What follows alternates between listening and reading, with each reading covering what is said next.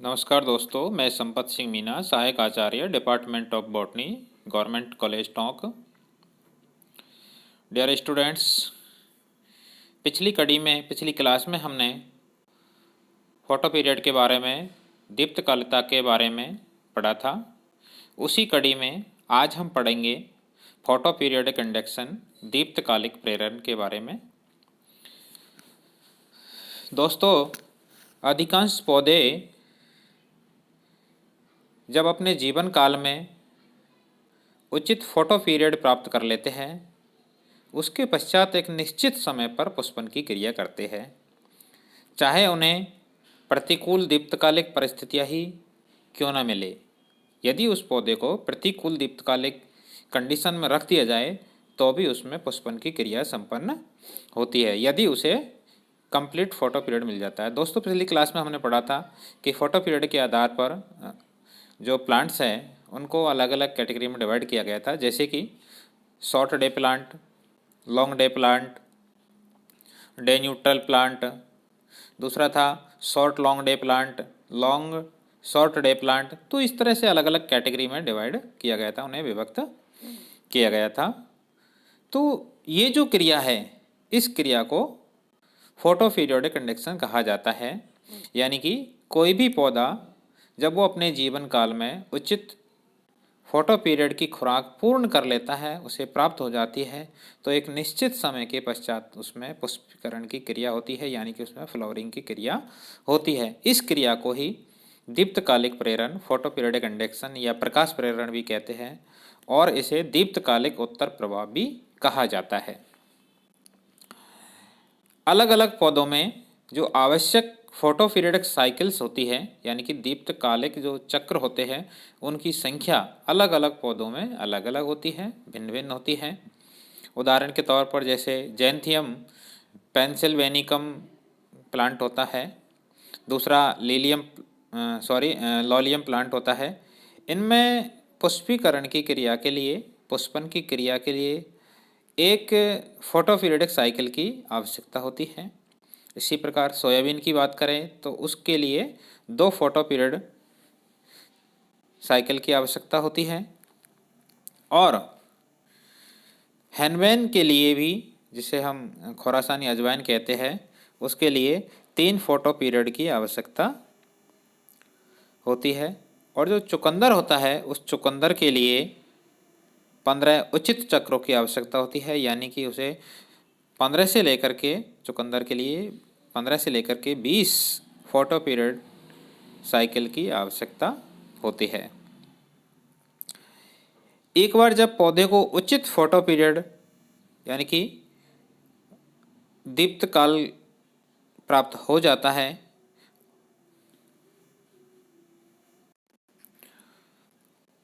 तो उसके पश्चात यदि उस पौधे को अनफेवरेबल, अनुपयुक्त फोटो पीरियड में भी रख दिया जाए तो भी उस पौधे में सामान्य रूप से पुष्पन की क्रिया संपन्न होती है। कुछ पौधों को सतत उचित फोटो पीरियडिक साइकिल्स की आवश्यकता होती है, या दूसरा शब्दों में हम यूँ कह सकते हैं कि इन पौधों के लिए जितने फोटो पीरियडिक साइकिल की आवश्यकता होती है, दीप्तकाल चक्रों की आवश्यकता होती है, यदि वे इन्हें लगातार प्राप्त होते हैं तब ही इनमें पुष्पन की क्रिया संपन्न होती है। और ये कंडीशन लागू होती है शॉर्ट डे प्लांट के लिए। मान लीजिए कोई एक शॉर्ट डे प्लांट है, उस प्लांट्स में पुष्पन की क्रिया के लिए 6 दीप्तकाल चक्रों की आवश्यकता होती है, 6 यानी कि 6 फोटो पीरियडिक साइकिल की आवश्यकता होती है। और यदि इनमें से मान लीजिए कि 4 फोटो पीरियड साइकिल एक साथ कंप्लीट हो जाते हैं और उसके पश्चात कुछ समय के लिए प्रतिकूल परिस्थितियां यानी कि अनफेवरेबल कंडीशंस आ जाती है, और कुछ समय के पश्चात पुनः फिर जब अनुकूल परिस्थितियां आ जाती है और उसके पश्चात शेष 2 उचित फोटो पीरियड उसे मिल जाते हैं, तो भी उस पौधे में पुष्पन की क्रिया संपन्न नहीं होती है, क्योंकि उसे जो 6 फोटो पीरियडिक साइकिल की आवश्यकता थी वो उसे कंटिन्यूस प्राप्त नहीं हुए। एक बार में 4 प्राप्त हुए और अगली बार में उसे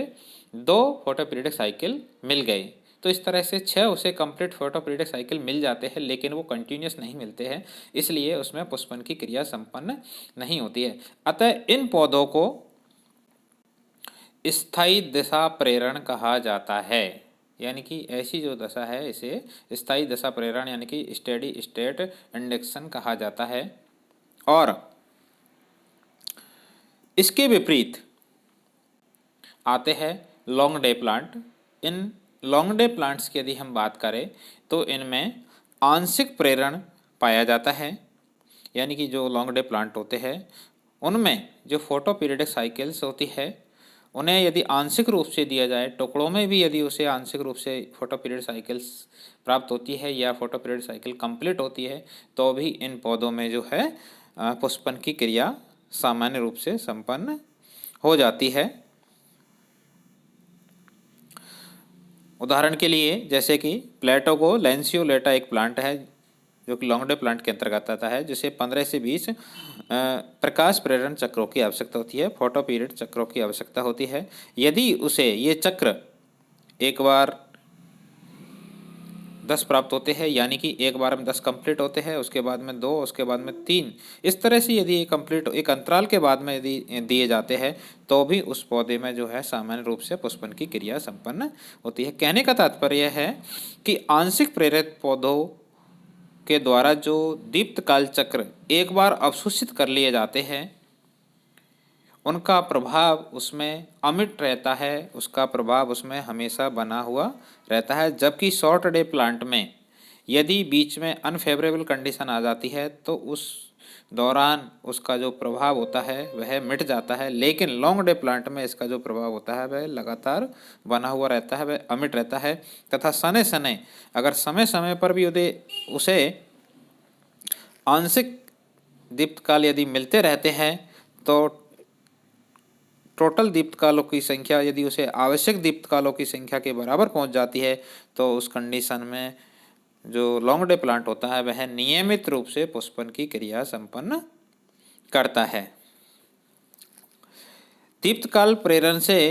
संबंधित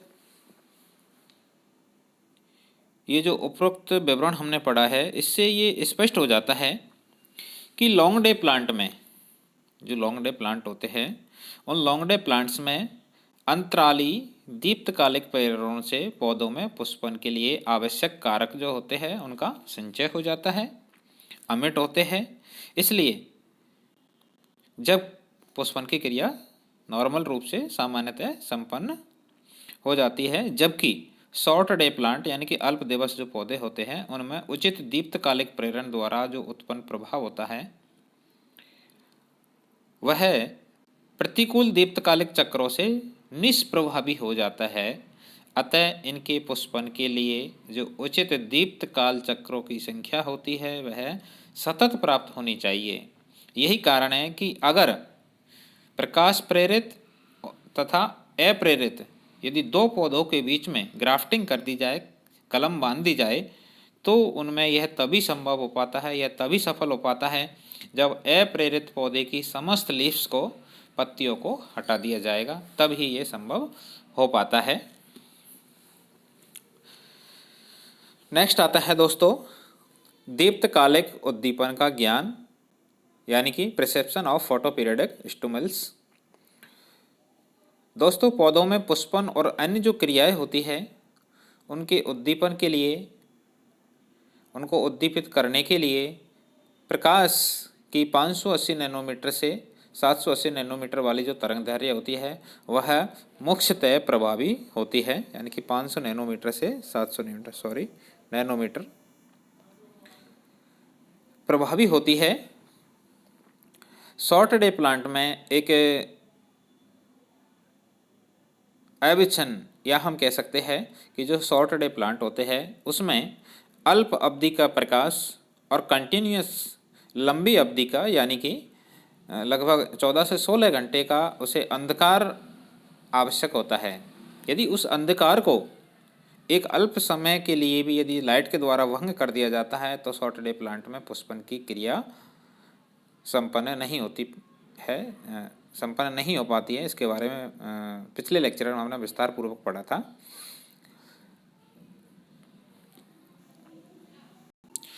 तो इस प्रकार से जो अंधकार की अवधि है उसे क्षणिक प्रकाश द्वारा जब भंग कर दिया जाता है तो उसके द्वारा जो निरोधी प्रभाव उत्पन्न होता है उसे प्रकाश भंग प्रतिक्रिया यानी कि लाइट ब्रेक रिएक्शन कहा जाता है। और इसके बारे में सर्वप्रथम अध्ययन किया था हैमर और बोनर के द्वारा 1938 में। ठीक इसी के संदर्भ में पालक के ऊपर नोट के द्वारा भी 1934 में एक एक्सपेरिमेंट किया गया था, जो कि पालक एक लॉन्ग डे प्लांट होता है। और इस एक्सपेरिमेंट में कार्य करते हुए उन्हें ये बताया या ये स्थापित किया कि इनकी जो पत्तियां होती है, पत्तियां दीप्तकालिक उद्दीपनों को ग्रहण करती है, यानी कि जो पौधे में जो लीव्स होती है वो लीव्स ही इन उद्दीपन को, जो फोटो पीरियडिक स्टिमुलस होते हैं, उन्हें ग्रहण करती है। और उन्होंने आगे यह भी बताया कि उचित दीप्तकालिक चक्रों के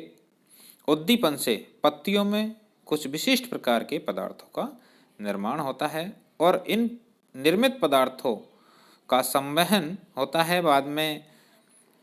पुष्प कलिकाओं की ओर और वहाँ से ये पुष्पन की क्रिया को आरंभ करते हैं। दोस्तों, आपकी टीवी स्क्रीन के ऊपर यहाँ एक स्लाइड दिखाई गई है जिसमें 4 गमलों में 4 अलग अलग पौधे हैं और ये एक्सपेरिमेंट जैंथियम के ऊपर किया गया। जैंथियम जो कि एक सॉर्डरी प्लांट होता है जिसमें दीप्तकालिक प्रेरण के ग्रहण और उसके संवहन के प्रदर्शन किया गया है। जिसमें जो गमला नंबर ए है इसमें जो प्लांट लगा हुआ है उस प्लांट के ऊपर कोई भी लीफ नहीं है, एक भी पत्ती इसके ऊपर नहीं है। अतः इसके ऊपर जब प्रकाश डाला जाता है और अंधकार में रखा जाता है, जब फेवरेबल कंडीशन होती है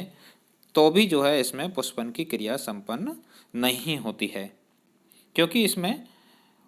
उस दीप्तकालिक प्रेरण को ग्रहण करने के लिए पत्तियों की आवश्यकता होती है और इसमें इस प्लांट में जो है लीव्स एब्सेंट है। लीव्स की अनुपस्थिति के कारण ही इसमें जो है दीप्तकालिक प्रेरण को ग्रहण नहीं किया जाता है और पुष्पन की क्रिया संपन्न नहीं होती है। नेक्स्ट आता है गमले बी में लगा हुआ एक प्लांट है जिसके अंतर्गत नॉर्मल रूप से फ्लावरिंग की क्रिया संपन्न होती है, सामान्य रूप से पुष्पन की क्रिया संपन्न होती है। क्योंकि गमले बी में जो पौधा लगा हुआ है, इस गमले में लगा हुआ जो पौधा है वो एक नॉर्मल पौधा है, सामान्य पौधा है। नेक्स्ट आता है गमला सी। इस गमले में जो पौधा लगा हुआ है उसमें केवल एक लीफ है और जो लीफ इसमें प्रेजेंट है वह फोटो इंड्यूस्ड लीफ है, यानी कि फोटो इंड्यूस्ड लीफ है जो कि दीप्तकालिक प्रेरण को, फोटो पीरियडिक स्टिमुलस को ग्रहण करती है, जिसके कारण इसमें नॉर्मल रूप से फ्लावरिंग की क्रिया संपन्न होती है। यानी कि जो ए नंबर का गमला है इसमें पुष्पन की क्रिया नहीं होती है, बी में संपन्न होती है और सी में संपन्न होती है, नॉर्मल फ्लावरिंग होती है। नेक्स्ट आता है जो डी डायग्राम दिखाया गया है, उस डी डायग्राम के अंतर्गत भी फोटो इंड्यूस्ड लीव है, पत्तियां है और फोटो इंड्यूस्ड जो लीव होती है, पत्तियां होती है, वही दीप्तकालिक प्रेरण को ग्रहण करती है। लेकिन इस पौधे में केवल एक पत्ती ऐसी है जो दीप्तकालिक प्रेरण को ग्रहण करने के लिए अनुकूल है, बाकी जो अन्य पत्तियां हैं वो सभी अनुपयुक्त है, दीप्तकालिक उद्दीपन को ग्रहण नहीं करती है। एक लीव्स है जो ग्रहण करती है, इसके बावजूद जो यहाँ पर जो है फ्लावरिंग की क्रिया नॉर्मल रूप से संपन्न होती है। अतः हम इस एक्सपेरिमेंट के माध्यम से ये कह सकते हैं कि किसी भी पौधे में नॉर्मल फ्लावरिंग के लिए उसके दीप्तकालिक प्रेरण को ग्रहण करने के लिए प्रेरित उपयुक्त पत्तियों का, लीव्स का होना आवश्यक होता है। नेक्स्ट एक एक्सपेरिमेंट और आपकी टीवी स्लाइड के ऊपर दिखाया गया है। इस स्लाइड में दिखाया गया है long day plant, short day plant में 3 अलग अलग गमलों में 3 अलग अलग प्लांट्स को रखा गया है और इस एक्सपेरिमेंट के द्वारा ये सिद्ध करने का प्रयास किया गया है कि जो स्टूमल्स होते हैं, जो उद्दीपन होते हैं, उन उद्दीपनों का जो स्थानांतरण होता है वह दो प्रकार से होता है। उनका जो संचरण होता है वह दो प्रकार से होता है। एक तो होता है स्थानीयकृत संचरण या संचलन, यानी कि जिसे हम कह सकते हैं लोकेलाइज्ड, और दूसरा होता है सर्वव्यापी यानी कि सिस्टेमिक। दो प्रकार का ट्रांसमिशन हो गया, एक लोकेलाइज्ड ट्रांसमिशन और दूसरा सिस्टेमिक ट्रांसमिशन। दोस्तों, जो पहला डायग्राम है, इस पहले चित्र के अंतर्गत देखिए आप, नॉर्मल इसमें फ्लावरिंग होती है और पहला डायग्राम कॉस्मोस का है, जबकि बी और सी जो डायग्राम है ये दोनों ही डायग्राम जो है जेंथियम के हैं। यानी कि जो कॉस्मोस का जो प्लांट होता है उसमें स्टूमल्स का जो संचलन होता है, ट्रांसमिशन होता है, वह लोकेलाइज्ड होता है। अर्थात हम कह सकते हैं कि इसमें जो पुष्पकलिका होती है उस पुष्पकलिका के पास में स्थित जो लीव्स होती है, पत्तियां होती है, उन पत्तियों के द्वारा ग्रहण किए गए उद्दीपन को पुष्प के यानी कि फ्लावरिंग के डेवलपमेंट में यूज किया जाता है। यानी कि इस पत्तियों के द्वारा, इन पत्तियों के द्वारा जो स्टूमल्स ग्रहण किया जाता है उसके कारण यहाँ पर फ्लावरिंग की क्रिया संपन्न होती है। जबकि जेंथियम का जो पौधा है, बी और सी डायग्राम, इसमें देखिए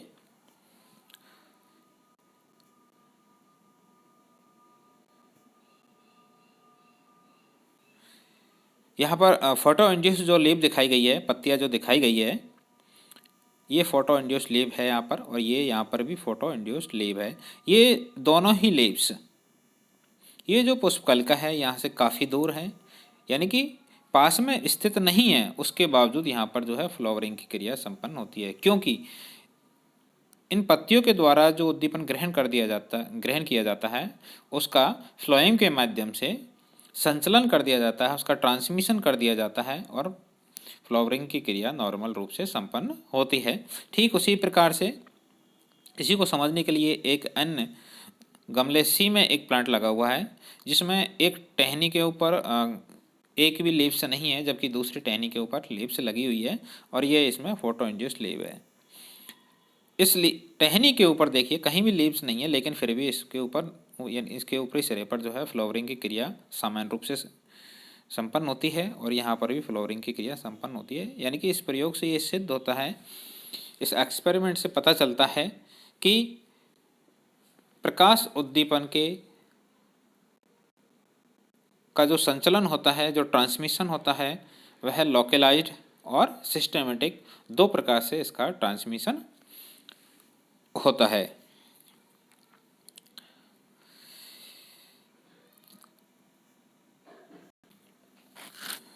इस डायग्राम के अंतर्गत ये दिखाया गया है कि जो ग्रीन लाइट होती है, उस ग्रीन लाइट का फ्लावरिंग में कोई इम्पोर्टेंस नहीं होती है, कोई महत्व नहीं होता है।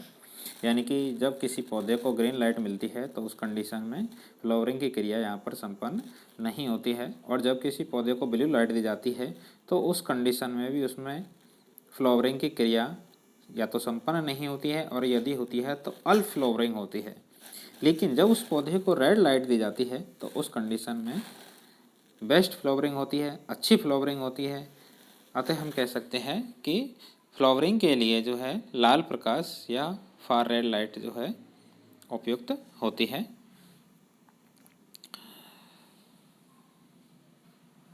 विभिन्न प्रयोगों के आधार पर ये पता चलता है, या अनेक प्रयोगों से ये सिद्ध हो जाता है कि पत्तियों से पुष्पकलिकाओं को प्रकाश प्रेरित जो उद्दीपन होते हैं, यानी कि प्रकाश प्रेरित जो उद्दीपन होते हैं उन उद्दीपनों को पत्तियों के द्वारा ग्रहण किया जाता है और पत्तियों को द्वारा ग्रहण करके उन उद्दीपनों को उन स्टूमल्स का जो संचलन होता है, ट्रांसमिशन होता है, वह फ्लोएम ऊतक के द्वारा किया जाता है। यानी कि हम कह सकते हैं कि जो लीव्स होती है, पत्तियां होती है, वो ग्राही अंग के रूप में कार्य करती है।